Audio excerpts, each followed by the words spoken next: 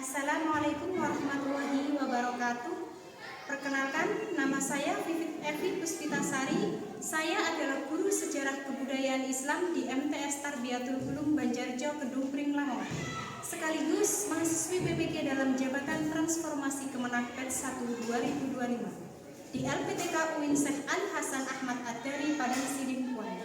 Hari ini, bulan Mei 2025, saya melaksanakan praktek pembelajaran uji kinerja pada siswa kelas 7 pada materi Masa Khulafaur Rasyidin. Selamat menyaksikan. Waalaikumsalam. Bagaimana kabarnya hari ini? Alhamdulillah, luar biasa. Oke, sebelum pembelajaran dimulai, agar nanti beberapa ilmu yang kita terima bermanfaat untuk kedepannya, dan selama pembelajaran kita dalam lindungan Allah SWT.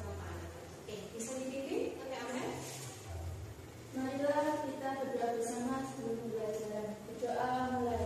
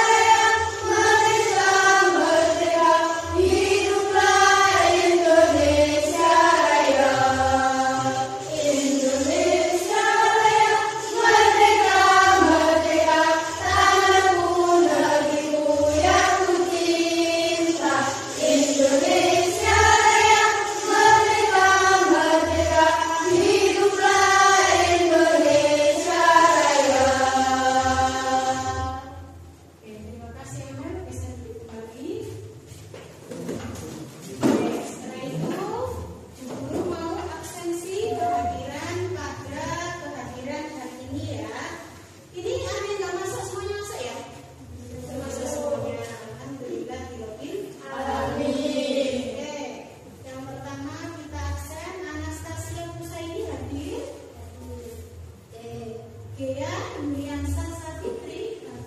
Hadir mana? Lutfi Alamia. Puput Inawati. Putri Amelia. Salsa untuk Kamila. Fadilatur Rahmah. Winda Nur Savitri. Yohana Kartika. Ada yang belum dipanggil?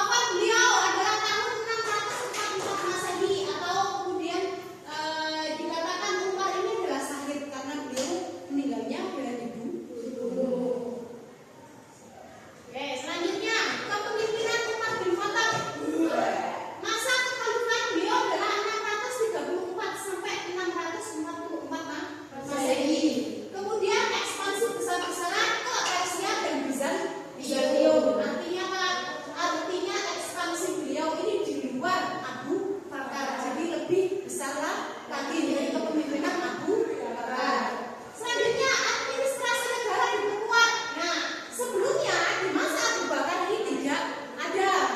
Kemudian masa kepemimpinan Umar bin Khattab ini diadakanlah oleh Umar bin Khattab, yang artinya lebih modern ya, bahwa ada yang namanya Dewan Pengadilan Pengadilan ada polisi. Zaman Abu Bakar belum ada ini. Ya.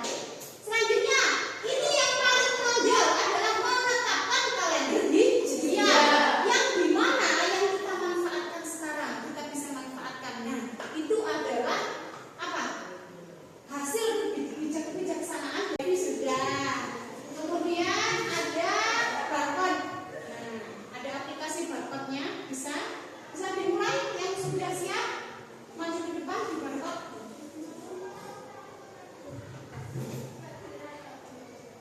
Maju. Oke, selanjutnya adalah tugas kelompok. Tugas kelompok ini adalah diskusikan dengan kelompokmu tentang relevansi kepemimpinan dengan masa sekarang. Oke, Bu Guru bagi dua kelompok, nanti bisa pecah. Oke, bangkunya dijadikan satu.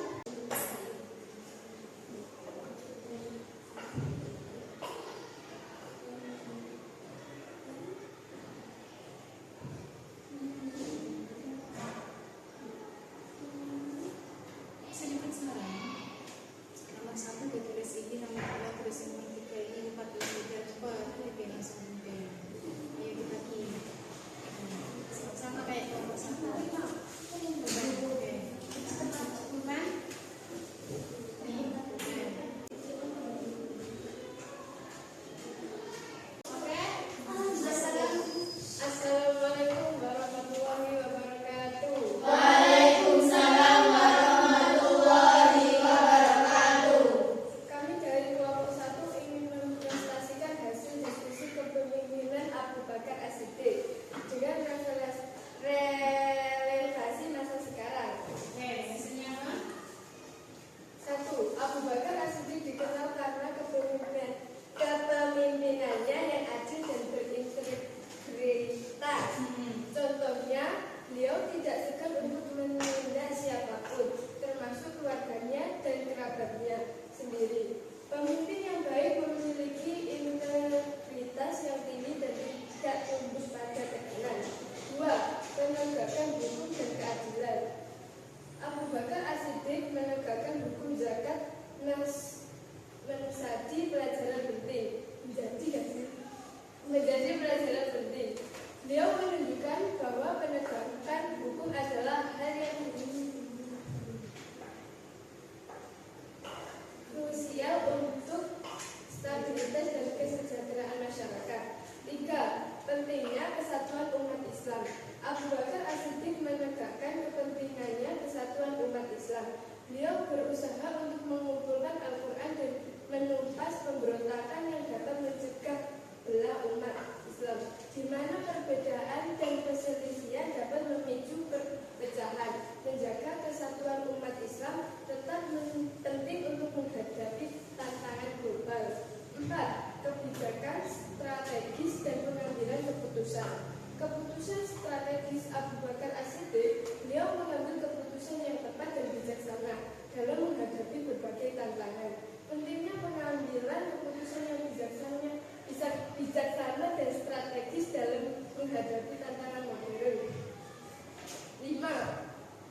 Menjadi contoh pemimpin yang baik. Kepemimpinan Abu Bakar As-Siddiq dapat dijadikan contoh bagi pemimpin modern. Oke. Beliau adalah